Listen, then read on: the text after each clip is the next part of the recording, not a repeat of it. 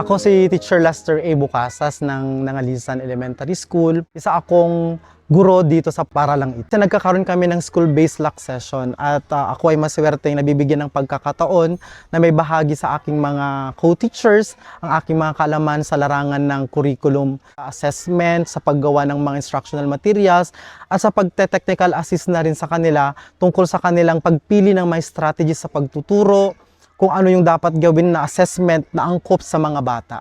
Nagkaroon ako ng training sa iba't ibang sports, kagaya ng swimming din, ganun sa athletics, at saka sa volleyball na rin. Kasali ako sa pagtaguyod ng grupong yan.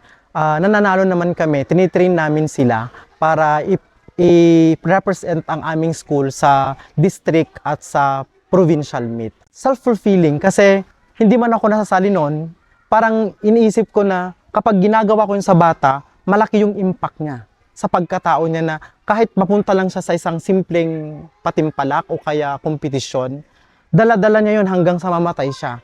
Ang pagtulong kasi sa komunidad, parang parte na ng buhay ng guro yan.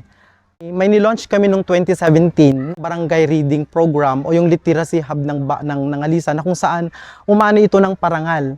Maliban doon, nagkakaroon din kami ng river cleanup, kasama ng mga estudyante namin. Itong initiative na Duraser, school reading program po, ang history po niyan, dahil nga sa pandemic years, nag-face-to-face na, hirap ang bata sa pagbabasa. Kaya nag-conceptualize kami ng isang whole school approach na kung saan kasali lahat, barangay officials, parents, mga NGOs, kami na rin na magbigay ng initiative na may mga programa talagang kailangang ilapat para matugunan yung tinatawag nating learning gap.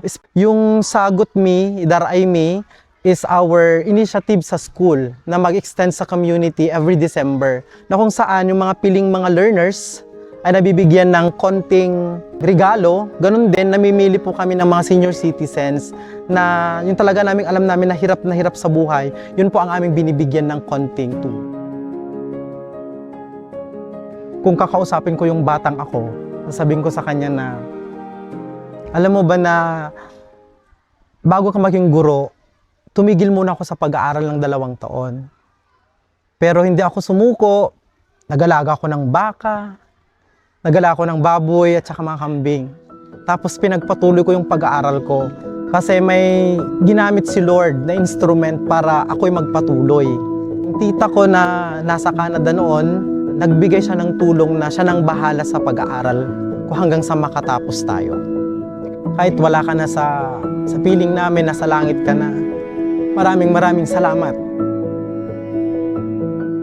Alam mo ba na dahil sa pagsusumikap ko, natapos ko ang Masters of Science in Education at pinagpatuloy ko ang pag-aaral ko ng doctorate degree, major in Educational Administration.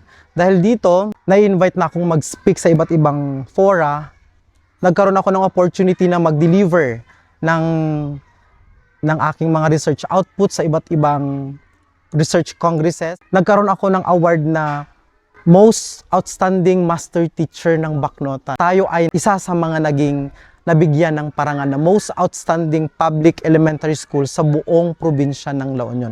Alam mo ba na yung mga pangarap natin, lahat nagkatotoo na. Dahil hindi tayo sumuko. Lagi natin ginagawa yung tama, nagsusumikap tayo, at lagi tayong nagkakaroon ng ugnayan sa Panginoon, kaya tayo ay naging matagumpay ngayon. Si Lester, very down to earth. Nung naging co-teacher ko na siya, mas lalo siyang naging very humble. Naiiyak ako pag naalala ko yung mga nagawa niya sa akin before. Sana lang, anak, huwag siyang magbago kung anong Lester o sinong Lester ang nakilala ko noon. Manatili siyang down to earth. Ang pinaka-greatest accomplishment ko talaga ay yung mga bilang ng batang napagbasa ko. Bilang ng batang tinuruan ko na magbilang. At yung tinuruan ko ng magandang asal. Yun po talaga ang pinakamagandang accomplishment ko. Wala yung mga award kasi ang pinaka-ultimate na award ay galing kay Lord.